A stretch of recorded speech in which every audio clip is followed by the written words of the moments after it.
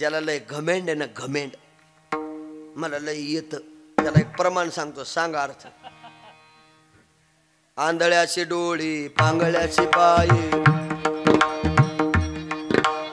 पुन्हा म्हणतो, आंधळ्याशी डोळी पांगळ्याशी पायी, वृद्ध होते तरणे रे, नाचत जाऊ त्याच्या गावा खेळे, या सुख देईल विसावा. आंधळ्याला डोळे आणि पांगळ्याला, अरे आंधळ्याला जर डोळे असतील तर आंधळा म्हणीत, आणि पांगळ्याला पाय असतील तर कोण्या शर्यतीत न्यायचा. लोक कधी कधी म्हणतात ना, आम्हाला लय कळत, दम काढ दारा, तुकाराम महाराज इतकं नाही कळत, हे तर मान्य करावं लागेल का नाही. मनोबुद्धी अहंकार चित्तानि नाहू, न च श्रोत्र जिह्वे न च घ्राण नेत्रे, न च व्योम भूमिर्न तेजो न वायु, चिदानंद रूप शिवोहम शिवोहम.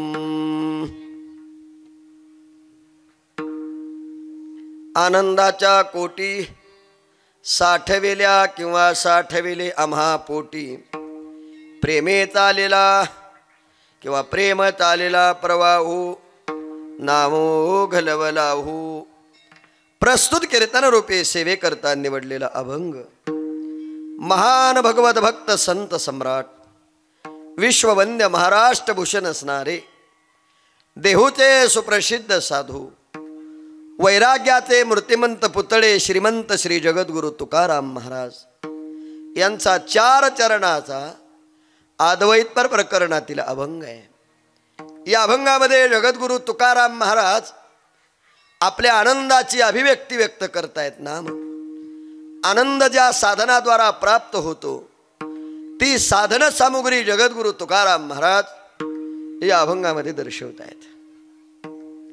अभंगाचा जर त्रुत शब्दशः भाव पाहिला तर अतिशय सोपा आहे. आनंदाच्या कोटी, महाराज म्हणतात आमच्या पोटामध्ये कोट्यावधी आनंद साठवलेला आहे, कारण हरिप्रेमाचा प्रवाह सारखा चालू आहे. हरिनामाचा ओघ जलद गतीने वाहत आहे. रामकृष्ण नारायण या मंत्राचा खंड जप केल्याचा परिणाम आम्हाला तो आनंद प्राप्त झालेला आहे. जो आनंद प्राप्त झालेला आहे तो आनंद इहलोकात आहे आणि परलोकात आहे. 2 थड्या आहेत, एक अलीकडची आहे आणि दुसरी पलीकडची आहे. अलीकडच्या तीराच्या माणसांना पलीकडच्या तीराला जायचंय. पलीकडच्या तीराला काय आहे? पहिलं उभा दाता कटेकर ठेवणे, ज्याची दृष्टी सम आहे, चरण सम आहे आणि सम हे विशेषण ज्याच्या बाबतीत लागू आहे तो परमात्मा पहिलं तीराला आहे आणि समान आनंद देण्याची ताकद आहे. पण ज्या साधनेनं याही तीराला तो आनंद प्राप्त करता येतो ती साधना म्हणजे भगवंताचं स्मरण. विठ्ठल विठ्ठल विठ्ठला विठ्ठला विठ्ठला विठ्ठला विठ्ठला विठ्ठला विठ्ठला विठ्ठला. असा या अभंगाचा 4 चरणाचा शब्दशः भाव मी आपल्या समोर मांडलेला आहे. कीर्तनाला आरंभ करण्यापूर्वी थोडासा परिहार परिचय देणं गरजेचं आहे. तो असा, महाशिवरात्रीच्या निमित्तानं अखंड हरिनाम सप्ताह श्री क्षेत्र नागेश्वर मंदिर, नागझरे, तालुका पुरंदर, जिल्हा पुणे या ठिकाणी अतिशय थाटामाटामध्ये उत्सव चालू आहे. आणि या उत्सवातील हे 2ऱ्या दिवसाचं कीर्तन पुष्प समस्त ग्रामस्थ मंडळीच्या द्वारा माझ्या वाट्याला 7 महिन्यापूर्वी ज्यांनी दिलं आणि 7 महिन्यापासून आत्तापर्यंत कीर्तन घेतल्यापासून डायरीवर लिहिणेपर्यंत आणि येईपर्यंत ज्यांनी 30 फोन केले. सांगितलं पाहिजे हो, एवढी काळजी असते, नाही तर तुम्ही काय जगू देता काय कोणी कोणाला महाराज नाही आलं. ज्यांनी तारीख दिली त्या माणसाने म्हणजेच कोणी सयाजी भाऊनी मला फोन केला आणि गावाचं निमंत्रण आजपर्यंत अतिशय मनापासून कुठवर आलात, किती वाजता येणार, सगळी काळजी येईपर्यंत घेतली. एवढे फोन केल्यानंतर माझ्या लक्षात आलं गेल्यानंतर सुद्धा ते माझी काळजी घेतील. वर नाही, पोहोचले का नाही म्हणून असा मला फोन करतील. त्यांनी खरंच म्हणजे कौतुक केलं पाहिजे. लग्नाची पत्रिका सुद्धा माणसं दिल्यानंतर विसरून जातात, ये नाही तर जाय. पण गावाचं निमंत्रण अतिशय मनापासून आणि कौतुकच केलं पाहिजे. मी सांगितलं माझ्या मोबाईलमध्ये 30 वेळा फोन केला 7 महिन्यात त्या माणसानं, आणि आजपर्यंत ते जोपासलंय. मग इथे आल्यानंतर अजून आनंद झाला तो असा.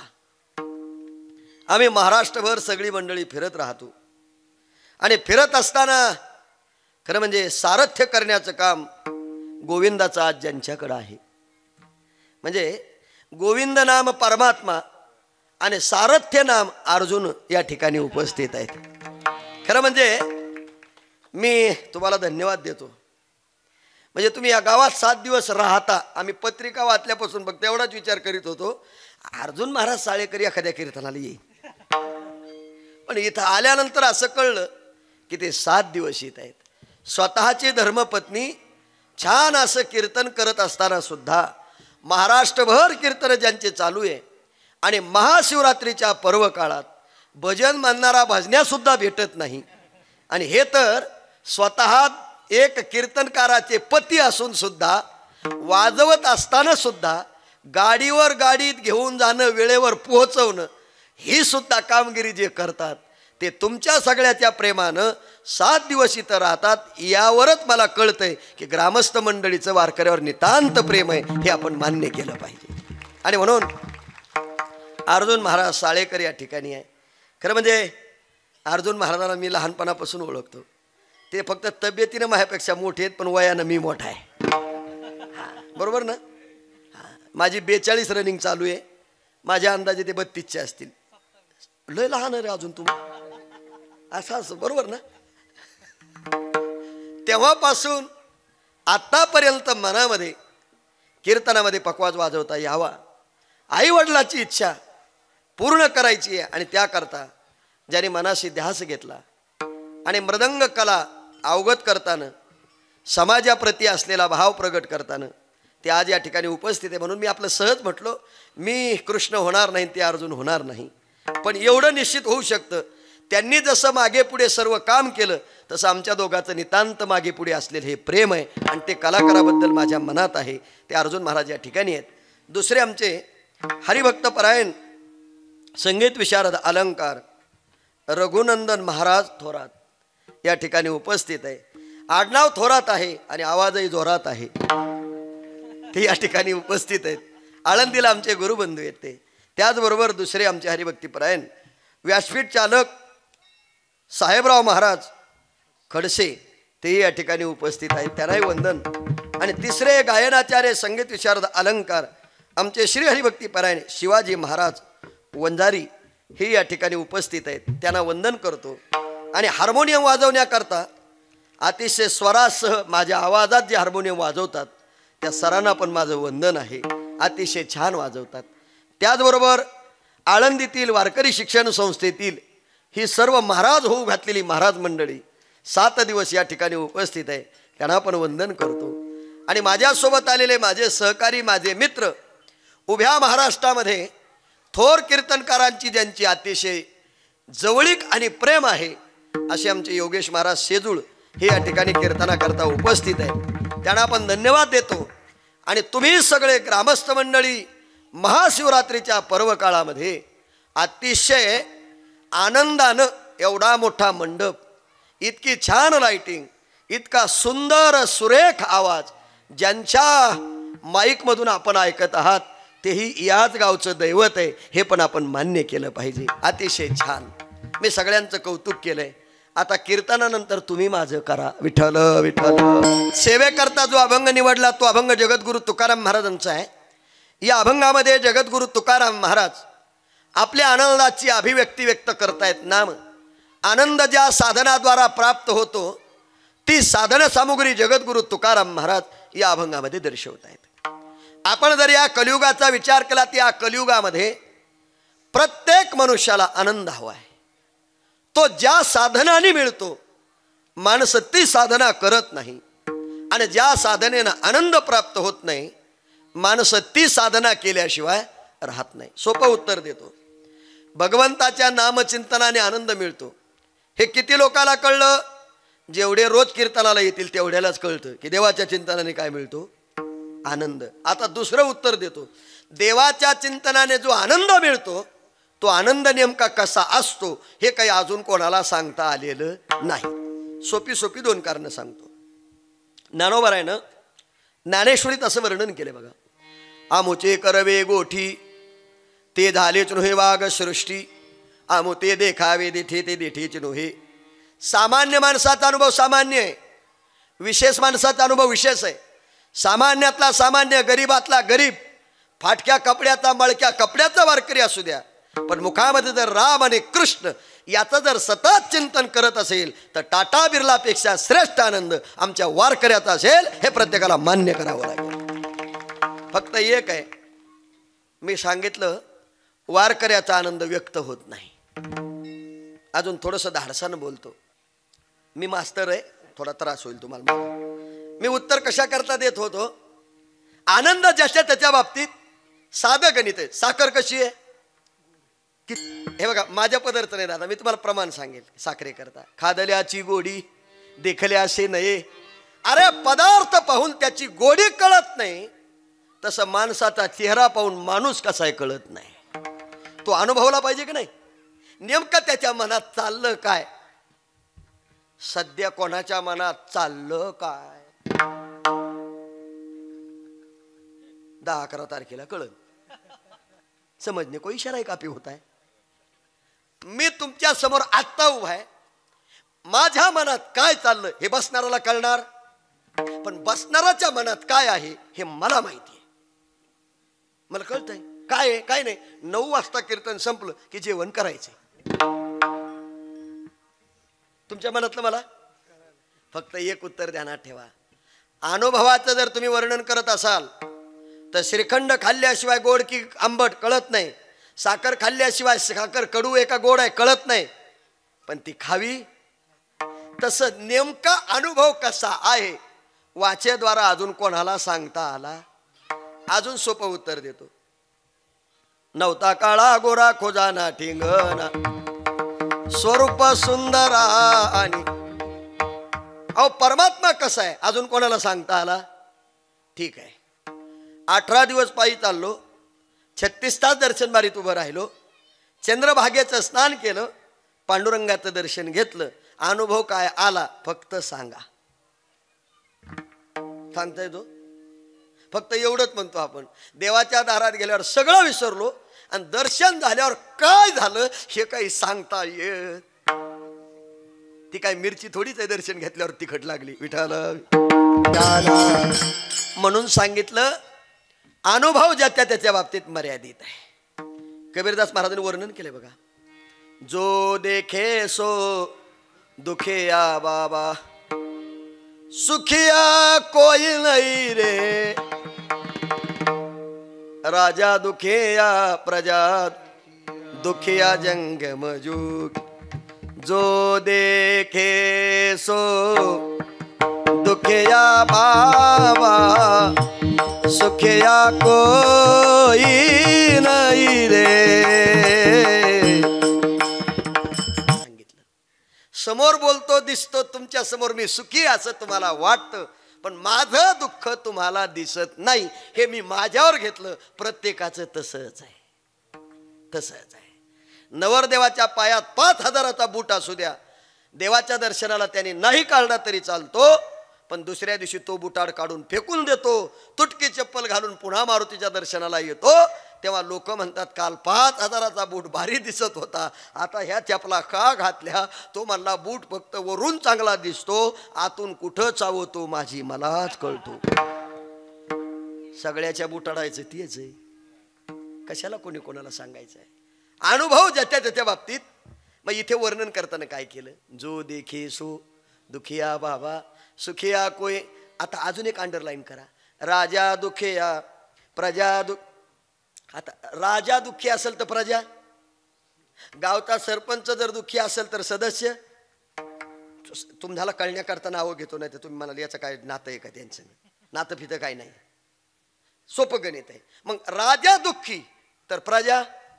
एक दिवस राजानं काय केलं, सगळ्या गावात चक्कर मारली आणि गाव फिरल्यानंतर राजानं असं विचार केला, मी गावाकरता एवढं सगळं करतो, गावातला एकही माणूस मला सुखी दिसत नाही. एक माय माऊली डोक्यावरती हांडा घेऊन पाणी आणण्याकरता निघाली. राजानं विचारलं, तुमच्या घरी नळ येत नाही का? तिनं सांगितलं, माझं लग्न 1972ला झालं, तेव्हा नळ घेतलेला आहे, पण पाणी नाही आलेलं आता. राजा म्हणला, पाण्याकरता 50 लाख खर्च केले. थोडा पुढे गेला, एक मावशी गटार काढत होती, गटार नालीतलं. तिला विचारलं, का हो हे गटार कधी तुंबलेलं आहे? म्हणले 10 वर्ष झाले गटार पलीकडे तुंबलेलं आहे, पाणी माझ्या घरात येत आहे. राजा म्हणला, 10 लाख गटाराकरता खर्च केला, सुखी का होत नाही? थोडं पुढे गेल्यानंतर रस्त्याला खड्डे पडले होते, सगळे रस्ते पाहिले आणि मग प्रधानाला विचारलं, का रे 1.5 कोटीचा रस्ता मी दिला, पण अजून सुद्धा गतिरोधक सारखाच रस्ता का दिसतो? असे प्रश्न विचारले. कोणाला? प्रधानाला. प्रधान फार हुशार होता. प्रधान म्हणला, राजेसाहेब एकट्यावर सजा देऊ नका. तुम्हाला जर असं वाटत असेल तर मीच एकटा हे सगळं करतोय, उद्या सकाळी बैठक बोलवा, सगळ्याचं उत्तर मी देतो. राजाला प्रधानानं सांगितलं, बैठक बोलवली. प्रधानानं समोर खुर्ची मांडली, राजाचं सिंहासन बसवलं, सगळेजण सगळ्या साईडनं बसले आणि बसल्यानंतर राजाने ही बैठक बोलवल्याबरोबर घरी गेला आणि स्वतःच्या घरून एक एवढं मोठं पातेलं घेतलं, त्याच्यामध्ये पाणी भरलं आणि ते फ्रीजरमध्ये नेऊन ठेवलं. आता त्या रात्रभरात त्या पाण्याचा बर्फ तयार झाला आणि सकाळी उठल्यावर त्यानं ते पातेलं आणलं आणि राजाच्या समोर ठेवलं. एक हातोडी घेतली आणि पातेलं अशी हाणल्याबरोबर तो बर्फ बाजूला पडला. पातेलं राजाच्या समोर ठेवलं आणि एक तराजू आणलं. तुम्ही ध्यानात आणा आता काय काय घडलं. त्या तराजूमध्ये हा बर्फ टाकला आणि राजाला प्रधानानं सांगितलं, राजेसाहेब म्हणले, काय तुम्ही आता या बर्फाचं वजन करा. कशाचं? बर्फाचं. राजा म्हणला, बर्फाचं वजन करूच तर बर्फ विरघळून जाईल. प्रधान म्हणला, बर्फ विरघळत नसतो, मी सांगतो तो वर राहतो. बऱ्याच राजाचे प्रधान हुशार आहे म्हणून राजाचं व्यवस्थित चाललेलं आहे, कळलं तर पाहणं तर सोडून द्या. मग ते तराजून पारडं आणलं, आता असं ठेवलं, इथं बर्फ पडला. राजाने 1 किलो 2 किलो, प्रधान म्हणला, असं 1 आणि 2 करू नका, डायरेक्ट 5 किलो उचलून टाकून द्या. कशात? इकडच्या पारड्यात. 5 किलो वजन टाकलं की पारडं बरोबर झालं. राजानं ते टाकल्याबरोबर प्रधानानं तो बर्फ उचलला आणि सांगितलं, राजेसाहेब तुम्ही दोन्ही हात पुढे करा. हा बर्फ किती किलोचा आहे असं विचारलं. राजा म्हणला 5 किलोचा आहे. कशाहून कळलं? म्हणले इकडच्या पारड्यात वजन टाकलं. कळलं ना? म्हणले कळलं. आता हा बर्फ मी तुमच्या हातात देतो. बर्फ फक्त 3 मिनिटं हातात ठेवा आणि 4थ्या मिनिटाला शेजाऱ्याच्या हातात द्या. त्यानं 1 मिनिटं ठेवल्यावर दुसऱ्याच्या हातात द्यायचं, तिसऱ्याच्या हातात द्या. प्रत्येकानं एक एक मिनिटं बर्फ हातात ठेवा आणि 14 जणांची कमिटी संपली की 15वा नंबर प्रधान म्हणून माझा आहे, बर्फ माझ्याकडे द्या, मी त्याचं वजन करतो आणि राजेसाहेबाला सांगतो प्रजा दुःखी का आहे. कोण म्हणलं? बघा, तुम्हाला कळलं तर पाहणं तर सोडून द्या. ते प्रधानानं असा बर्फ घेतला, राजाने दोन्ही हात पुढे केले. प्रधानानं राजाच्या हातात बर्फ ठेवला. ते बर्फाचं पातेलं तिथंच होतं ना, कुठं? अहो 3 मिनिटात टप टप टप टप टप पाणी पडलं आणि प्रधानानं दिलेल्या बर्फानं राजाचं अर्ध पातेलं भरलं. कोणाचं? राजाचं. आणि म्हणले मग आता यांच्या हातात द्या. त्यांच्या हातात दिल्यावर तर त्यानं महाराज खिशात हात घातला आणि त्याचा गल्लाच खाली ठोला भरून घेतला. 1 मिनिटात भरला, 2ऱ्या मिनिटात त्यानं फुलपात्र, 3ऱ्या मिनिटात कप, 4थ्या मिनिटात बशी, 5व्या मिनिटात थाळी, 6व्या मिनिटात परात, 7व्या मिनिटात कळलं तुम्हाला, 14 मिनिटात प्रत्येकानं आपापल्या वस्तू हातात बर्फ घेतल्यावर भरून घेतल्या. आणि मग 15वा नंबर प्रधानाचा लागला. प्रधानानं इतकी चाप्टरकी खेळली, देताना बर्फ असा द्याला, घेताना असा घेतला, पण घेतला तरी प्रधान गप्प नाही राहिला. त्यानं आपल्या आतल्या बंडीतल्या खिशात हात घातला आणि त्याच्यातून एक बिस्लरीची बाटली काढली. ती बी छोटी 10 रुपयाची काढली, ती अर्धी कट केलेली होती, ती अशी खाली धरली. त्यानंही त्याचं भरून घेतलं. कोणी? ऐका आता, हे सगळं भरून घेतल्यावर मग राजाला सांगितलं, राजेसाहेब हात बर्फ मी तुमच्या हातात दिला तेव्हा 5 किलोचा होता, आता हा किती दिसतो? राजा म्हणला, हा पावशेर दिसतो. पावशेर म्हटल्याबरोबर प्रधानानं विचारलं, राजेसाहेब हा पावशेर राहिलेला बर्फ 1.5 कोटी जनतेला वाटायचा, कशी जनता सुखी होईल? तुम्हाला अजून नाही कळलंय? अरे कळलं का नाही? मग प्रधान म्हणला, अरे असं आडवं, राजा म्हणला, अरे असं आडवं बोलू नको, 1.5 कोटी जनता पावशेर मध्ये सुखी. तो म्हणला, राजेसाहेब त्याचा असं, मी हातात देताना 5 किलोचा होता. मग प्रधानाला विचारलं राजानं, हा कमी झाला कसा? प्रधान म्हणला, प्रत्येकाचे हात वल्ले झाले. ते काय फुकट झाले का? आता मला सांगा, हात वल्ले होऊन जर आपण आपले पातेले भरून ठेवले असतील तर 1,500 कोटी जनता, बरोबर ना? भारताची संख्या किती आता? किती? 130 काहीतरी आहे ना. मग एवढी पावसाळा सुखी होईल का? होणार नाही. म्हणजे संतांनी तेव्हा सांगितलं, राजा दुखिया प्रजा दुखिया दुखिया जंगम. तुकोबारांनी याचं वर्णन एका प्रमाणात केलं बघा. अनेक दुःखे सांगू किती, सकळ संसाराची स्थिती, नसाही पाशानो पुटती, भय कापचित्ती भरलासे. काय वर्णन केलं? अनेक दुःखे सांगू किती, सकळ संसाराचे. गीतेत वर्णन केलं बघा त्याच्याकरता. सुख दुःखे सबे कृत्वा लाभा लाभो जयाजीव तो दायजस्व योगम पापम वापसेसी अनित्यम सुखम लोकमिमम प्राप्य भजेस्वम. ज्ञानोबरात ज्ञानेश्वरीत वर्णन करतात. जये गावेचा चंद्रक्षय रोगी, जेथ उदय होय असता लागे, दुःख लेवणे सुखाते अंगे सळित जगाते. अरे सूर्याला उगवावं लागतं आणि इच्छा नसताना मावळावं लागतं. जर सूर्याला मावळणं चुकत नाही, माझं वाक्य नीट निरीक्षण करून ऐका, सूर्याला उगवणं चुकत नाही, पण इच्छा नसते संध्याकाळी मावळावं. पण चंद्र दम काढीत, असे बरेच चंद्र वळवळ करतात सध्या, चंद्रदम काढीत. बरं ठीक आहे, तुम्हाला चंद्राबद्दल हसू आलं. माझं याच्या पुढचं म्हणणं आहे, चंद्र जरी रात्री उगवला, रात्री निघला, तर त्याची इच्छा नसती सकाळी, बरोबर ना? पण सूर्यदम काढीत. प्रत्येकाचं तसंच आहे. सासूला वाटतं सुनानं माझ्या पुढं जाऊच नाही, पण ती म्हणती तू कधी मरते, मी त्याची वाट पाहते. कोणाची? सांगायची काय गरज आहे? इथं उगवणं आणि मावळणं कोणाला शक्य झालं नाही. ज्ञानोबारांनी ज्ञानेश्वरीत वर्णन केलं. सुख आणि दुःखाचा विचार करताना तोच आहे. तुम्हाला आनंद उपभोगायचा आहे ना, पण तो उपभोगत असताना अगोदर तुम्हाला काय भोगावं लागेल? दुःख भोगावं लागेल. महाराजांनी वर्णन केलं बघा. अनेक दुःखे सांगू किती, सकळ. अजून एक प्रमाण सांगतो ना. सुख पाहता जवा पाडी, दुःख पर्वता. अजून सांगतो. दुःख बांधवडी. अजून सांगतो. येत म्हणून संसार दुःख मूळ, चौकडे इंग विश्रांती नाही को.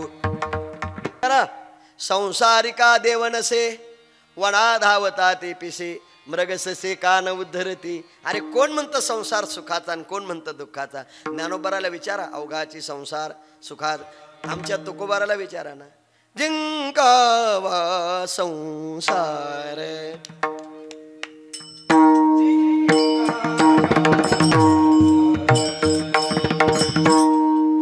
जिंकावा संसार, येणे नावे तरेश्वर, एर काय ते बापुडी, किर अहंकाराची गोडी.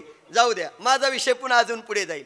इथे तुकाराम महाराज जिंकावा संसार म्हणतायत, इथे अवघाची संसार म्हणतायत, आणि त्याच्या अगोदर महाराजांनी प्रमाण दिलं, या संसारातलं दुःख सांगता येत नाही. आता ऐका, व्यवहारिक सुख दुःख कोणाला चुकत नाहीत, कोणाला चुकत नाहीत. वाजवणारा असू द्या, गायक असू द्या, कोणी असू द्या, इच्छा नसली तरी वाट्याला. तुम्हाला कळलं मला काय म्हणायचं? इच्छा नसली तरी वाट्याला, वाट्याला. आपली इच्छा नसती लग्न झाल्यावर आपले असे दिवस येतील, पण हा का? जगद्गुरु तुकाराम महाराज तुमच्या आमच्यासारखे होते, तुमच्या आमच्यात राहत होते, तुमच्या आमच्यासारखं बोलत होते. घरप्रपंच त्यांना घरप्रपंच आपल्याला, बायको त्यांना बायको आपल्याला, शेती त्यांना आपल्याला, मुलं त्यांना आपल्याला, सगळ्या गोष्टीत सगळं सारखंच आहे. पण तुकाराम महाराजाला नेण्याकरता विमान आलं. विमान प्रमाण सांगू.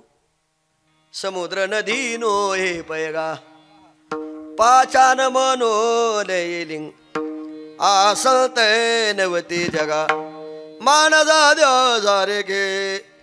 हो हो, दिसायला तुमच्या आमच्यासारखे होते, तुमच्या आमच्यात राहत होते, तुमच्या आमच्यासारखं बोलत होते, पण त्यांना नेण्याकरता कोणाचं विमान आलं? देवाचं. आपल्याला काय येत नाही? कधी डोक्यात आलंय तुमच्या? तुकाराम महाराज पीक राखण्याकरता जात होते, पण पक्षासाठी पळसाच्या पानाचं दुरण तयार करत होते आणि त्यामध्ये पाणी भरून ठेवत होते. का? पक्षी चारा खातील आणि पाण्याच्या शोधात निघून जातील, पुन्हा त्यांना इतका चांगला चारा भेटणार नाही, हे गाव सापडणार नाही, हे पीक दिसणार नाही. म्हणून तुकाराम महाराजांनी त्या झाडाच्या दुसऱ्या झाडाला दुरण करावं, त्यामध्ये पाणी भरून ठेवावं. अरे आम्ही गाथ्याचं पारायण करतो, तास दोन तास देवपूजा करतो, आम्ही सुद्धा कपाळाला गंध लावून पीक राखण्याकरता जातो, पण जाताना गोफण दगड सोबतच नेतो. कसं काय विमान येईन तुम्हाला न्यायला? सगळं सगळं बरोबरीच आहे ना सगळं. तुम्ही सांगितलं ना तुमच्या आमच्यासारखे मान्य. व्यवहारिक सुख दुःख नाही का? अजून सांगतो. जगद्गुरु तुकाराम महाराजांना त्या काळामध्ये दुष्काळ पडला आणि दुष्काळ पडल्यामुळे झालं काय? दुष्काळे आटीला द्रव्य नेलामान श्रीकांना करता असं म्हणतात.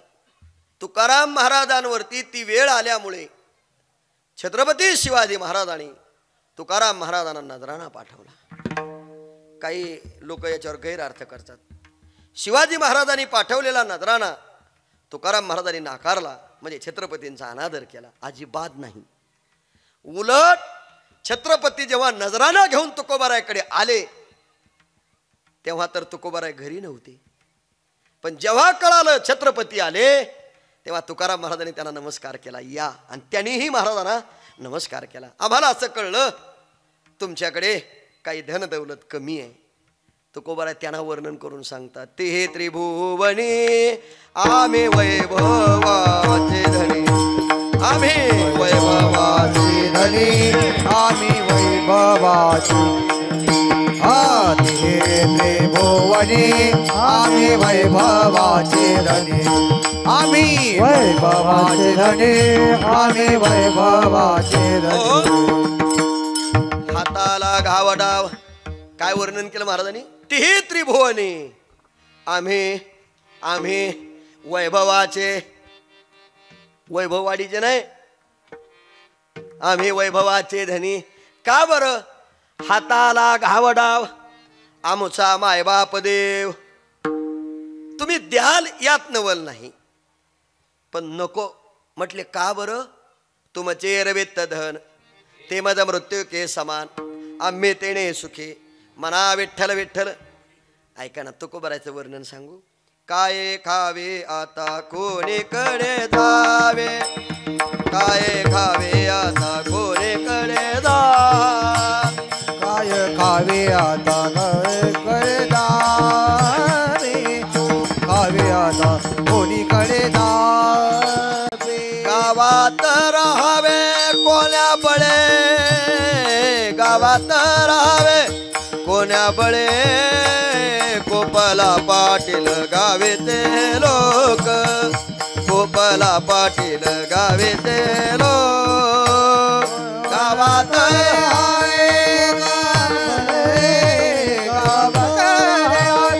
कोण्या बळे, गोपाला पाटील गावीचे लोक, गोपाला पाटील गावीचे लोक.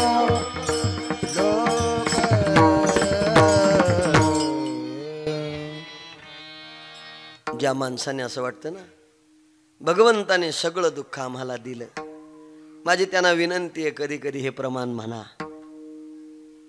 तुम्हाला आश्चर्य वाटेल, मी कधी कधी एकटाच हे प्रमाण म्हणत राहतो आणि स्वतःच्या मनाची समजूत घालतो. जर त्यांच्या वाट्याला एवढं होतं त्याने व्यक्त नाही केलं, आपलं थोडं कमी जास्त झालं म्हणून का राग करायचा?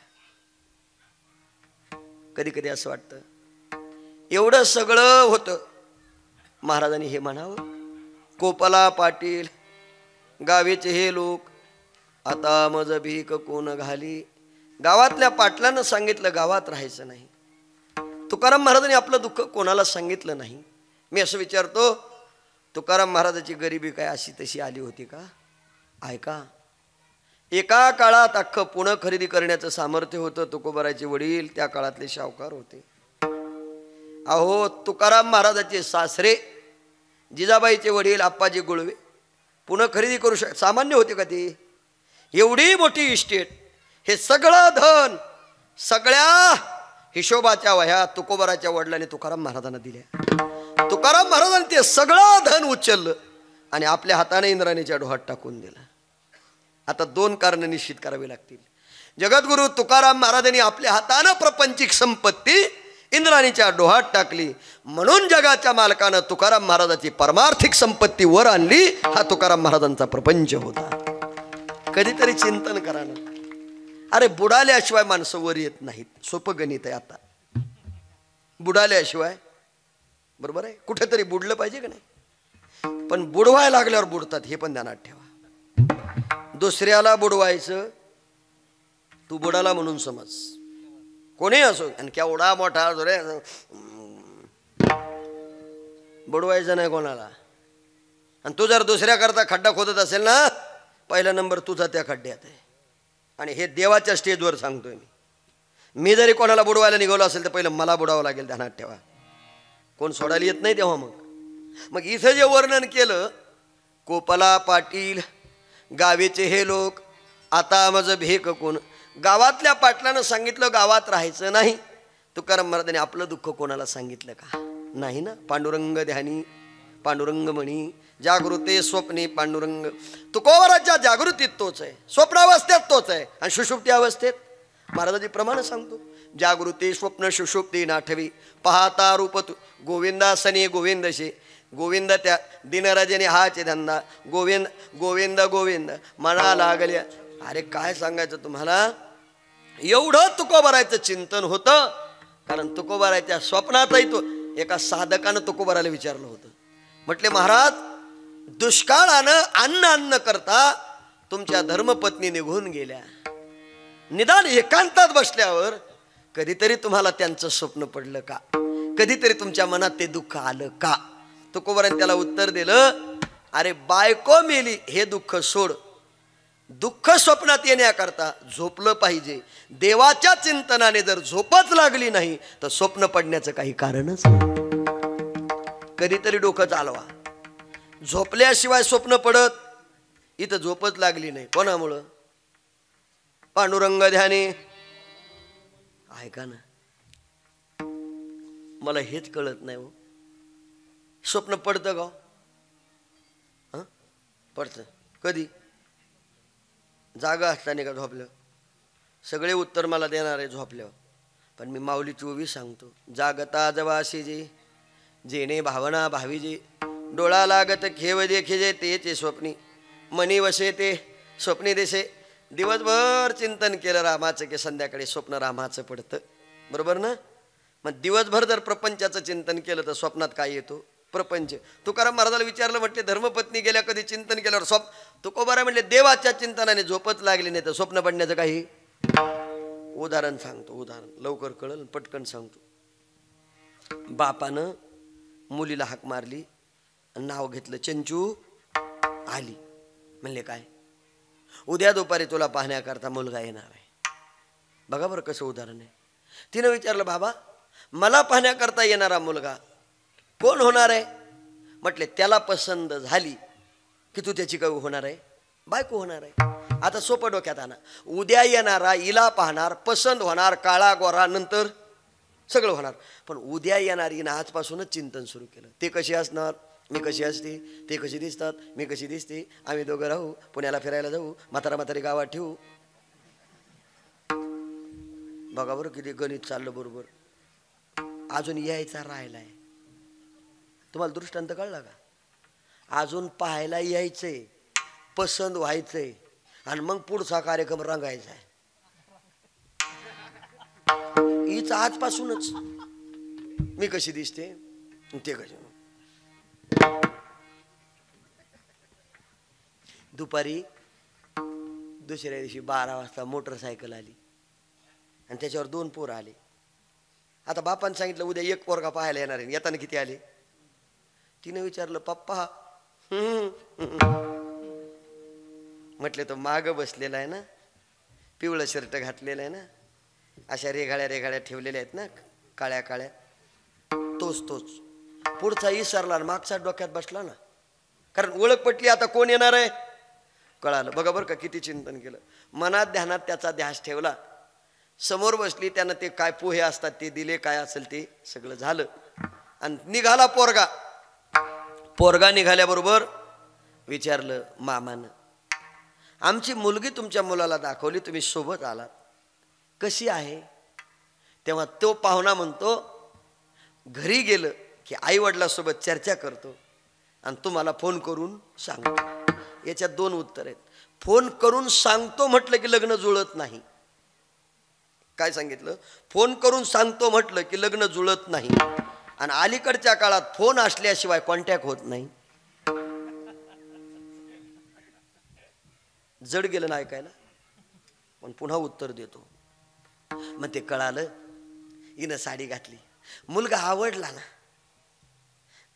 पण निरोप नाही ना. मग बापांना सांगितलं, चंचू घरी गेल्यावर निरोप येईल तोपर्यंत जेवून घे. पप्पा मला भूक नाही. आईने विचारलं, बाळे जेवून घे ना. मम्मी खूप पोट भरलंय ग.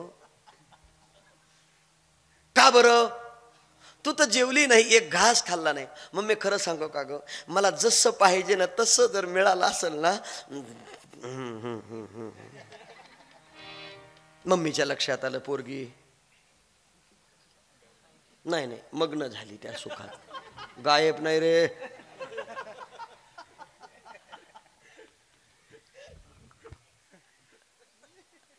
मग्न झाली. आता माझं नीट ऐका, मी तुम्हाला सिद्धांत देणार आहे, ओवी पण सांगणार आहे. आता झालं असं, ही त्याच्यामध्ये मग्न आहे पण निरोप नाही. आणि बरोबर 4:30ला फोन आला. बापाने फोन काढला, कानाला लावला. हॅलो, काय?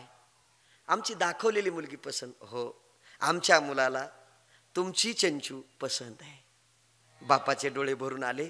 फोन केशात ठेवला, हाक मारली, चंचू इकडे. पाहुण्याचा फोन आला. काय म्हणले? काय नाही, सांगा ना. काही नाही, तुला पाहायला जो मुलगा आलता ना त्याला तू पसंत आहे. पसंत कळल्या बरोबर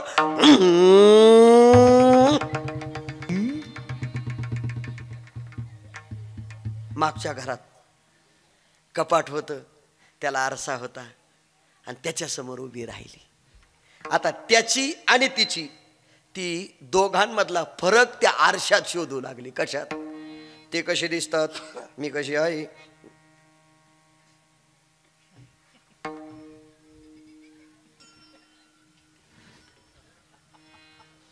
इतकं पाहिलं स्वतःला विसरून गेली आणि आरशातच तो दिसायला लागला. त्यालाच बोलू लागली.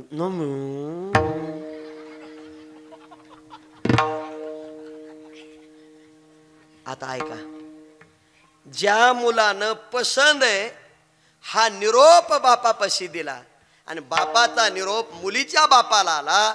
आता ऐका, त्या मुलाचा स्वभाव माहित नाही, त्याचं वागणं माहित नाही, त्याचं बोलणं माहित नाही, त्याचं पाहणं माहित नाही, त्याचं राहणं माहित नाही, त्याचं खाणं माहित नाही, काय पेतो माहित नाही आणि किती जणीला फसवलं माहित नाही. फक्त पसंत एवढं कळलं तर काय झालं? सगळं कोणाला समर्पित केलं? माझं मत आहे, ह्या माय मावल्या खरंच पवित्र आहेत.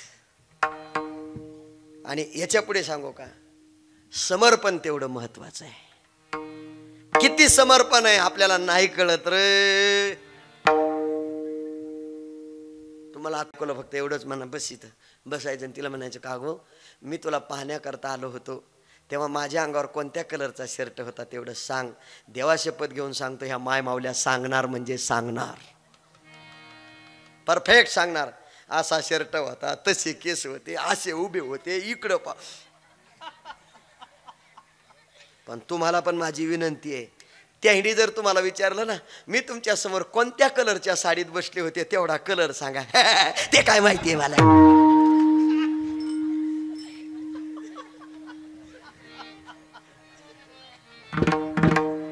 काय चुकलं आपलं? काय चुकलं? एकच उत्तर आहे, इथे समर्पण आहे. आपण समर्पणापर्यंत आहेत. विठ्ठल विठ्ठल. महाराजाचं परमात्म्यावर इतकं समर्पण होतं की तुकाराम महाराजाला परमात्मा सोडून जगातली कोणतीच गोष्ट मान्य नव्हती. त्यांचं उत्तर मला द्यायचंय. मग आता हे कळलं, स्वभाव माहित नाही, वागणं माहित नाही, निवांत झोपली आणि झोपेत स्वप्न पडलं. कोणाचं?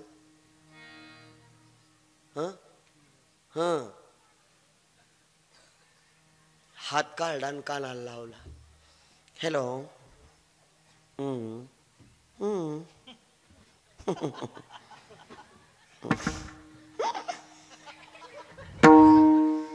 बोलता बोलता हात खाली पडला. मोठ्यानं आरडली, आयो. आईने विचारलं काय झालं? फोन पडला. म्हातारी म्हणली अजून आलाच नाही तर पडला कुठून? डोळे सोडतच उठली. मम्मी 1:30 वाजला झोप. तिच्या लक्षात आलं आईच्या, हिला काय पडलं, आता माझा दृष्टांत संपला, आता सिद्धांत नीट ऐका. हिनं ज्याला पाहिलं स्वभाव माहित नाही, वागणं माहित नाही, बोलणं माहित नाही, फक्त पसंत आहे एवढं सांगितलं तर इतकं चिंतन केलं. संध्याकाळी स्वप्नात आला. आम्ही आयुष्यभर देवाला डोळ्यानं पाहतो, कानानं त्याचं गुणगान ऐकतो, वाचेनं रोज त्याचं चिंतन करतो, कधी स्वप्न त्याचं पडत नाही. दोष तुमचा की आमचा? कोणाचा दोष आहे? कधी आला स्वप्नात? तुकोबारांनी त्याचं वर्णन प्रमाणात केलंय. दुःख ते कयेचे नये स्वप्नासी, भुक्ती मुक्ती झाल्या कामारी दासी, त्याचे वर्म तू आम्हा पासी, सुखे राहिला प्रेमाची आ.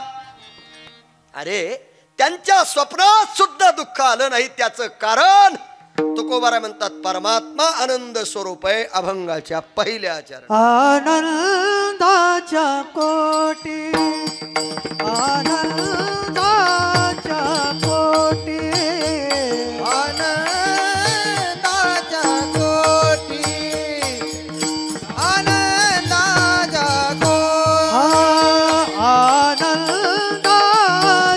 कोटी, आनंदाच्या कोटी, आनंदाच्या कोटी,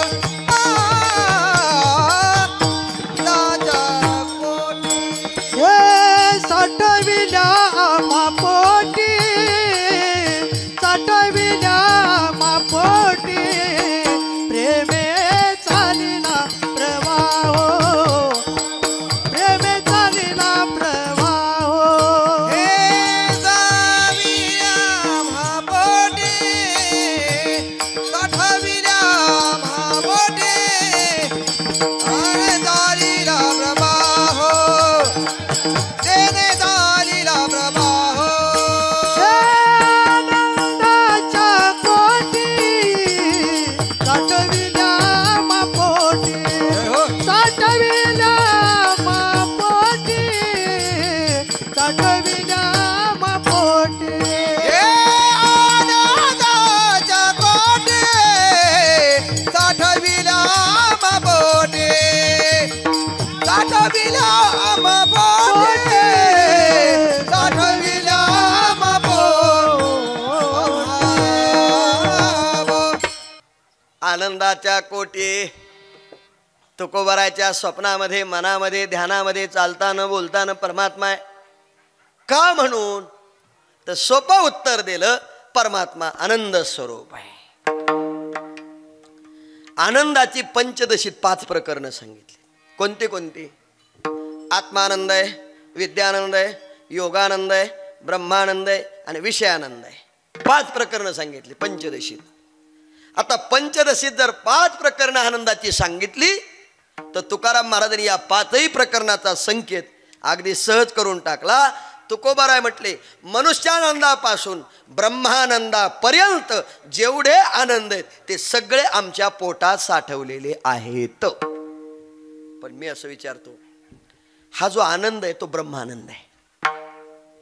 आनंदो रे आजे आनंदो रे सभया अभ्यंतरी अवघा परमानंद. ऐका ऐका ऐका. आनंद तिथेचा मुकया शिवाच्या, बहिरे ऐकते कानेरी, नाचत जाऊ त्याच्या गावा खेळी. कुठं कुठं? ज्याला लय घमेंड आहे ना, घमेंड, मला लय येत, त्याला एक प्रमाण सांगतो, सांगा अर्थ. आंधळ्याची डोळी पांगळ्याची पायी. पुन्हा म्हणतो, आंधळ्याशी डोळी पांगळ्याशी पायी, वृद्ध होते तरणे रे, नाचत जाऊ त्याच्या गावा खेळे, या सुख देईल विसावा. आंधळ्या डोळ्यान पांगळ्याला भानगडच आहे. आता ही भानगड आहे का नाही? आंधळ्याला डोळे आणि पांगळ्याला कसं काय? अरे आंधळ्याला जर डोळे असतील तर आंधळा म्हणीत आणि पांगळ्याला पाय असतील तर कोण्या शर्यतीत न्यायचा? लोक कधी कधी म्हणतात ना आम्हाला लय कळत, दम काढ दारा. तुकाराम महाराज इतकं नाही कळत, हे तर मान्य करावं लागेल का नाही? जगद्गुरु तुकोबारायना जे कळालं ते आता तुम्हाला कळतंय. आराम हाला कळा ना अजून तर. मग हे जे परमात्मा स्वरूपातलं तत्व आहे, हे जे परमात्मा स्वरूपातला अनुभव आहे, हा जो परमात्म्याच्या रूपानं मिळालेला जो आनंद आहे तो नेमका कुठे आहे? तुम्ही सगळे सांगता पंढरपुरात आहे. मी अजून थोडं पुढे बोलतो. तो आनंद आहे इथे प्रत्येकाच्या हृदयात. बर, फक्त एक आहे, परमार्थातला आनंद वाढत राहतो आणि प्रपंचातला आनंद असा रिवश येतो. त्याची कारण पण सांगतो. 18 दिवस पायी चालतो आपण पंढरपूरच्या वाटेत. उठल्यापासून वचन आहे का कमळावत माझी रंगा जेवे तुझा पाहता सामोरे दृष्टीनं फेरे माझे चेत तुझे पाया चित्ती तुझे पाय डोळा रूपाचे ध्यान योगे या दुर्लभ तो म्या देखिला साज देखिला देखिला माये देवाचा देव. ऐका ऐका का हो तुम्ही निश्चिंतीने निधला ते हरी माणिले जुगा मे वय उडा गावत भावे क्षम सकळा द्यावे दया जीवासना दया दशिव तुझे निडळे कोटी चंद्र प्र. असं म्हणत म्हणत सहस्रदीपे दीप सगळं संपलं आणि पंढरपुरात पोहोचला. चंद्रभागे स्नान केलं, दर्शन बारीला लागला. 48 तास उभा राहिला. किती? आता असं वाटायचं काही एकदा देखेन माझा माय बाप माझा माय बाप घटिका बोटे दिवसले की दरोनिया बाप दरोनिया बाप. बरोबर ना? आणि दर्शन बारीतून कान्होपात्रीच्या झाडापाशी आला. मंदिरात धन्य कान्होपात्रा झाली भाग्याची भेटी झाली या संताची. दर्शन घेतलं. वारकऱ्याला विचारलं का हो मंदिरात एवढे लोक राहतात आणि हे झाड कसं काय बरं? हे झाड म्हणलं कोणचं? ते वारकरी म्हणला अरे ही कान्होपात्रा वेश्येची मुलगी आहे. म्हणले या स्वरूपात भगवंतानं स्थिर केलं. धन्य कान्होपात्रा झाली भाग्याची भेटी झाली. हे चरित्र ऐकल्यावर तर त्यांना अशी कडकडून मिठी बस कृतार्थ झालो म्हटलं. पुढे गेला, गणपती बाप्पा दर्शन घेतलं. VIP लोकांची रांग आली. तिथून गरुड खांबाला मिठी मारली. असा वळून तुकोबारायच्या त्या पादुकापर्यंत गेला आणि समोर परमात्म्याला पाहिलं. सुंदर ते ध्यान उभे विटेवरी करकटावरे. ऐका आता काय काय व्हायला लागलं बघा बरं. आवडे हे रूप गोजरे सगून पाहता लोचन.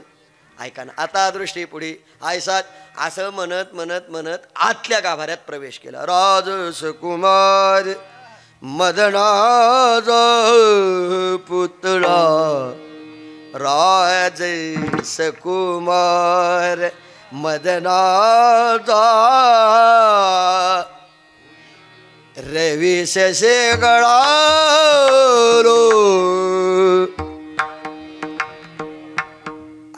आवाज बसलाय रे थोडासा जाम आहे जरा. चांगला गायक आहे मी. रवी शेकळा. ऐका ना कस्तुरी मळवट चंदनाचे म्हणत म्हणत गाभाऱ्यात प्रवेश केला आणि एकदम परमात्मा समोर दिसला. मग ताशी अवस्था झाली. कंठी प्रेम दाटे नैनी नीर लोटे हृदय प्रगटे रामरूप. भगवंताच्या चरणावर माथा ठेवला. नाथ महाराजांनी वर्णन केलं. अवघे त्रैलोक्य आनंदाची आता मला उत्तर द्यायचं. चरणी जगन्नाथा त्याच्या चरणावर माथा ठेवला आणि ठेवल्यानंतर आनंद झाला. किती बोलता येत. आता उत्तर देतो. आनंदाच्या कोटी. नेमका किती कोटी झाला? कोटी म्हणजे पैसे नाही. आनंद मोजता येत नाही. तराजूत टाकता येत नाही. किती किलो सांगता येत नाही. पण आनंद झाला. आता मी असं विचारतो, ज्यांनी बळद पंढरपूरला आणलं, हे सगळं घडल्यावर त्यानं त्याचे पाय धरले, ढासा ढासा ढासा रडू लागला. त्या वारकऱ्याने विचारलं काय झालं. काही नाही, आयुष्यातले 42 वर्ष वायाला गेले, पांडुरंग कधी कळला नाही, तुमच्यामुळं पांडुरंग कळला. आता पुढच्या वर्षी महाद्वारातला काला झाल्याशिवाय घराच्या दिशेने निघायचं नाही, कारण पंढरपुरासारखा आनंद जगात कोणी देऊ शकत नाही. हे सांगितलं. आता माझं मत आहे, घरी आला तरी रोज काकडा म्हणायचा, रोज वर्षभर घरात बसून काकडा म्हणला. कामाला जायचं पण 4लाच उठायचं. आनंद पहिल्या एका वारीनं वाढला का कमी झाला? वाढला. ज्ञानोबा वर्णन करतात त्याचं. वर्षा काळे सरिता जैसे चढू लागे पंडुसुता, तैसी नीच नवी भजता श्रद्धा दिशे. परमार्थातला आनंद पहिल्या भेटीत जो असतो, दुसऱ्या भेटीत तो वाढतो, तिसऱ्या भेटीत, चौथ्या भेटीत, 5व्या भेटीत इतका वाढतो, इतका वाढतो. नेमका किती होतो हे काही सांगता येत नाही. आनंद काय होतो? प्रपंचातला रिवर्स येतो आणि परमार्थातला वाढत जातो. असा वर्ध विष्णू स्वरूपाचा आनंद ज्याच्यात आहे तो परमात्मा आहे. आनंदाच्या कोटी साठवेल्या आम्हा. आता इथे पोट शब्दाचा अर्थ हृदय केला, कारण परमात्मा कुठं राहतो? हृदयात. हृदय बंदी खाना केला, आत विठ्ठल कोंडेला, धरिला पंढरीचा चोर, गळा बांधून या. ऐका ना, साठविला राही हृदय संपुष्टी, बाहेर धाकुटी, एवढा प्रभू भावी तेने संपुष्टी. धन्य त्याचे माता, धन्य त्याचा पिता, साठविला दाता त्रैलोक्याचा. त्रैलोक्याचा दाता साठवता येतो, पण कोणाला? ज्यांनी आठवला त्यांना. म्हणजे आठवल्याशिवाय साठवता येत. ऐका, बँकेत पैसे असल्यावर मिळतात का नसल्यावर? बरोबर आहे. म्हणजे बँकेत असले की मिळते. पूर्वी इड्रॉल होता, इड्रॉल असा लिहायचा, मग ते कॉईन मिळायचा, नंबर आला की आपण कॅशियरकडे जायचो. आणि आता नवीन सिस्टीम आली, एटीएम.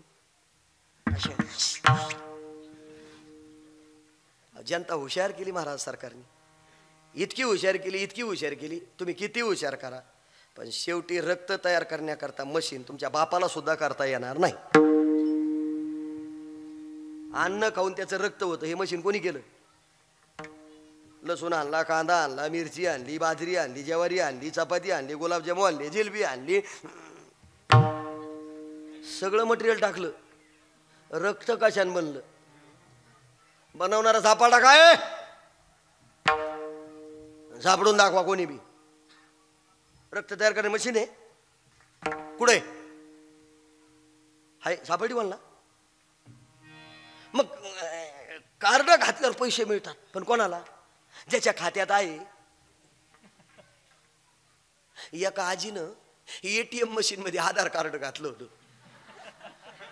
ते स्मार्ट बनवलेलं. आणि मी पैसे काढायला गेलो चेअरमन. मी गेलो तर मी म्हणलं आजी काय करता? ग बस पैसे काढते बाबू. मी असं बाजून झालो.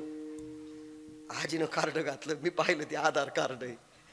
मी म्हणलं आजी अहो हे आधार कार्ड आहे, हे असं एटीएम लागतं पैसे काढायला. म्हणले तुझ्या नावावर शेती नाही. कोणाच्या? मी म्हणलं इथं पैसे काढायचे आणि शेतीचा काय संबंध? म्हणले नरेंद्र मोदी साहेबांना आम्हाला 2-2 हजार रुपये दिले.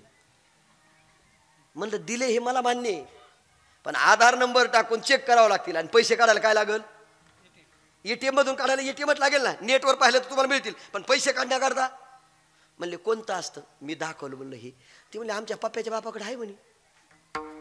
म्हणलं या घेऊन. ती गेली, पप्प्याच्या बापाने एटीएम संगत आणलं. आणल्यानंतर माझ्या देखत असं टाकलं आणि तिने तिच्याकडे पाहून विचारलं किती काढायची? ती म्हणली काढा 25. 25चा आकडा टाकला. मी म्हणलं 50,000 असतील यांच्या खात्यात. 25चा आकडा टाकला, सुर खट वाजलं, पैसे नाही आले. एकूण कागद खाली पडला. तिने तो उचलला. ती म्हणली मगाशी तर इथून पैसे येत होते. मी म्हणलं थांबा मी काढतो. मी माझं कार्ड घातलं आणि 500च्या 2 नोटा काढल्या. आता मला पैसे निघत यांची निघा ना. ती बायको बिचारी रागवली, म्हणली आमच्या यांचं असंच आहे, यांचा हात ज्याला लागला त्याचं वाटुळच आहे. मी म्हणलं तुम्ही भांडणं करू नका, तुमचं कार्ड इकडे घ्या. मी घेतलं, मी टाकलं मशीन मध्ये आणि मग विचारलं किती काढायची. आजी म्हणली 30 काढा. मी म्हणलं 60 असतील खाद्यावर. 30चं बटन दाबलं आणि जिथून 500च्या नोटा आल्या का म्हातारीचं लक्ष तिथं होतं. असं बघत होती, पैसे नाही आले, इकून खागत खाली पडला. मग तर लईच वैतागली. तुमचं कार्ड घातलं की हे मशीन पैसे देतंय आणि आमचं कार्ड घातल्यावर का देत नाही. मी म्हणलं पप्पूच्या बापाला इकडे बोलवा, तुम्ही खातं खोललं होतं तेव्हा काही टाकले होते का. नाही. मग का तुझ्या बापाची पेंट आहे का मशीन पैसे द्यायला रे. तुमच्या हृदयात परमात्मा आहे, माझ्या हृदयात परमात्मा आहे. पण जर आपलं ATM मशीन आळंदी पंढरीला जर कधी गेलंच नाही तर आपल्या कार्डात कोणी बॅलन्स घालायला मोकळं. मंथोनी नवनेता तैसे घ्या अनंता वाया व्यर्थ कथा. अरे बाबा, ATM कार्ड कधीतरी आळंदी पंढरीला जावं लागेल. तुमच्या हृदयात परमात्मा आहे, माझ्या हृदयात परमात्मा आहे. पण हृदयात असणारा परमात्मा जर प्राप्त करायचा असेल तर त्याला तुम्हाला आठवावं लागेल. म्हटले आम्ही आठवला आणि त्याचा परिणाम प्रेमी चालीला प्रवाहू नामोघलवला हो. मग त्याच्याद्वारा प्रवाहासारखा आनंद प्राप्त झाला. आता प्रवाहासारखा आनंद म्हणजे काय. इथे प्रेम शब्द वापरला. प्रेम शब्दाचा अर्थ होतो भक्ती. भक्तीने प्रवाहासारखा आनंद मिळतो. पण कोणती भक्ती तोही प्रश्न आहे. 7 वस्मिन परम प्रेम रूपा. गोपीनं भगवंताची केलेली भक्ती.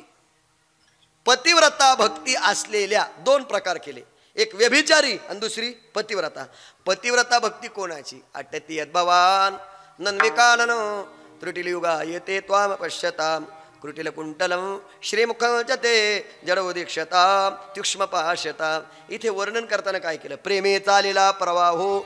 ऐका ना, प्रेम आणि चालीला सुभाषितकारानं वर्णन केलं बघा. नवारे पत्युपकामाय पत्युप्रियो भवती. आत्मानस्तु कामाय पत्युप्रियो भवती.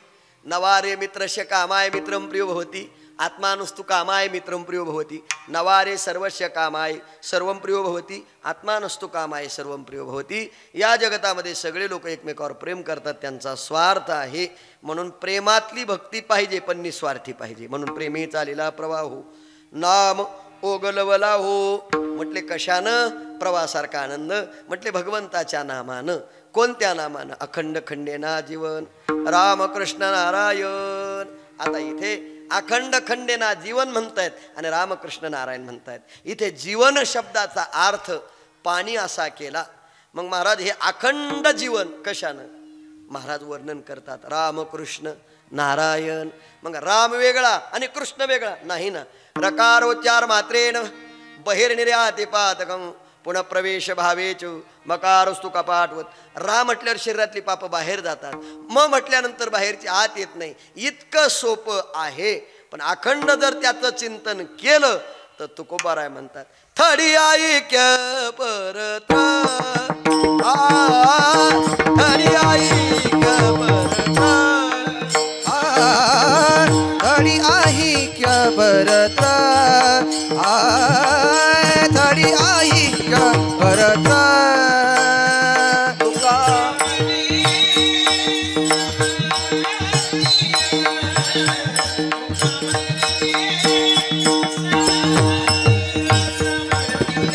प्रेम चालीला प्रवाहो.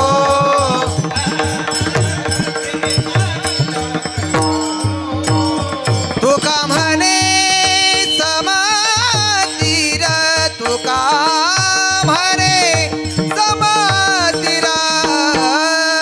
हरी चालीला प्रवाहो. प्रेमे चालीला प्रवाहो.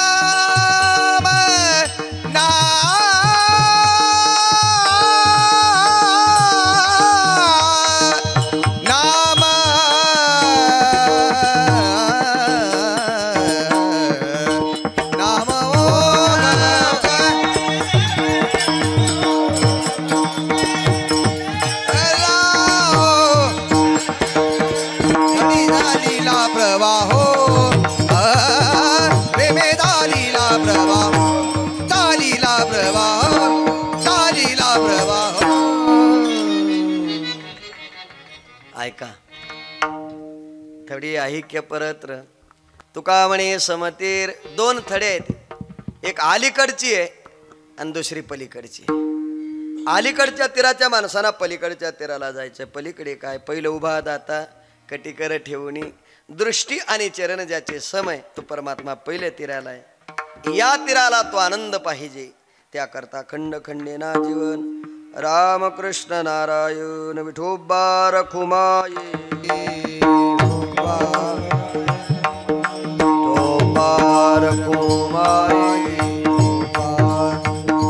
जय जय डोबा रखुमाये.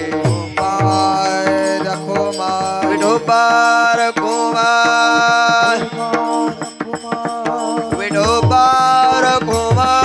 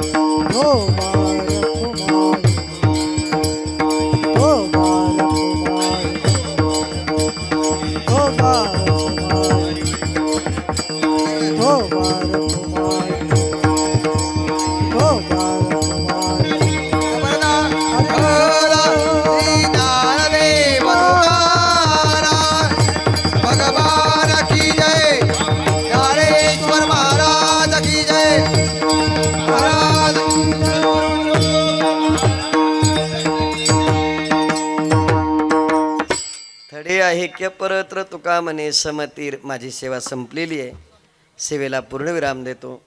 पुन्हा कधी जगलो वाचलो तर अभंगाचं चिंतन करूया. वेळ संपल्यानंतर फार बोलणं उचित होणार नाही. देवाकडे एवढीच प्रार्थना करायची, तुम्ही तर इथे जेजुरीसारखं भगवंताचं स्वयंभू स्थान आहे आणि भगवान नागेश्वर या ठिकाणी विराजमान आहे. या दरबारामध्ये एवढी प्रसन्न मुद्रेनं कीर्तन करता आलं आणि कधी वेळ निघून गेला मला कळलं नाही.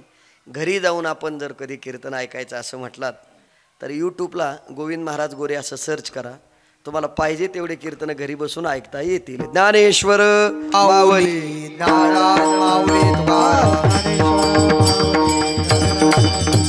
ज्ञानेश्वर माऊली नारराज माऊली तुकाराम. ज्ञानेश्वर माऊली नारराज माऊली.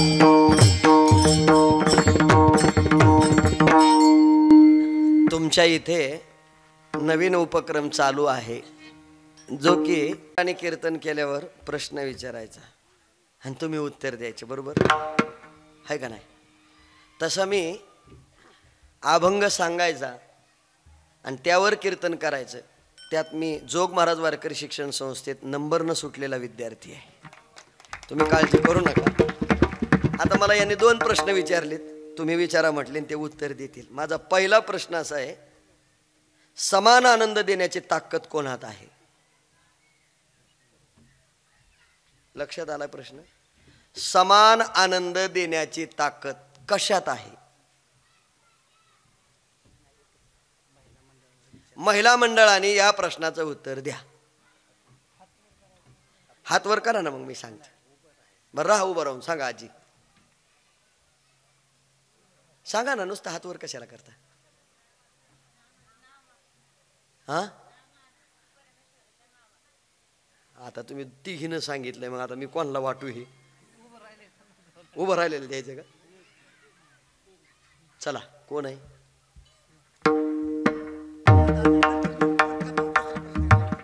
अच्छा, पुरुष मंडळी करता दुसरा प्रश्न असा आहे,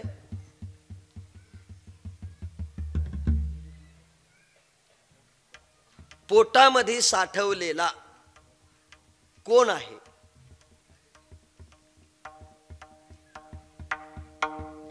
पोटामध्ये साठवलेला कोण आहे?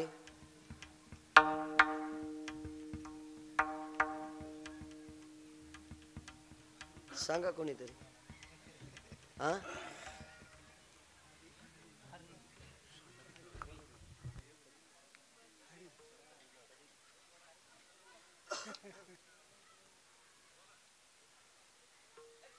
हरी, टाळी वाजवा सगळे. साठविला हरी. किती सोपं आहे. पोटामध्ये, पोट शब्दाचा अर्थ हृदय आहे. तुमच्या डोक्यात आला असेल पोट म्हणजे कोणतं हे का, मी शेवटी नाही सांगितलं का, पोट शब्दाचा अर्थ हृदय होतो. मग पोटात साठवलेला कोण आहे, हरी आहे. यावर त्यांना बक्षीस द्या. चला. हा बोला बोला ते पटकन.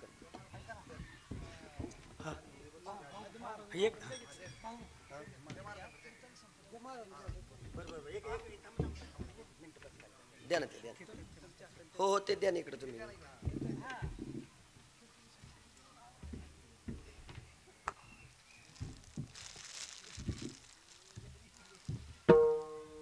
टाळी वाजा सर्वांनी.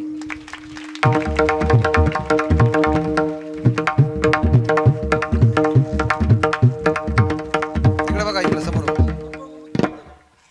ऐका, याच्यामुळे एक काम चांगलं झालं गाड्या, तुम्ही कीर्तन लक्षपूर्वक ऐकणार आहे. कारण इथे पांडुरंग भेटतोय, यांनी हरी सांगितला ना, हरीच भेटलाय. सरळच आहे ना. हृदयात कोण साठवतो, हरी आहे, तो भेटलेला आहे. उद्याचे कीर्तनकार ते सगळं सांगतील. जे विठ्ठल भजन होईल, ज्ञानदेव तुकाराम होईल, सगळे खाली बसतील, बाकीचे नियोजन सांगतील. तोपर्यंत कोणी उठायचं नाही. विठ्ठल जय जय विठ्ठल जय जय विठ्ठल, जय जय विठ्ठल, जय विठ्ठल, जय जय विठ्ठल.